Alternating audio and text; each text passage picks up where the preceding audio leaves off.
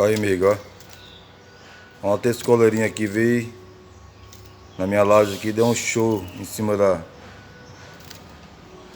gaiola. Ele deu um show aqui, ó. Canta demais. Aí ele caiu no alçapão, o alçapão não desarmou. Depois ele foi embora. Era na base de umas meio-dia por aí. Depois foi embora de tardezinha. Ele voltou de novo.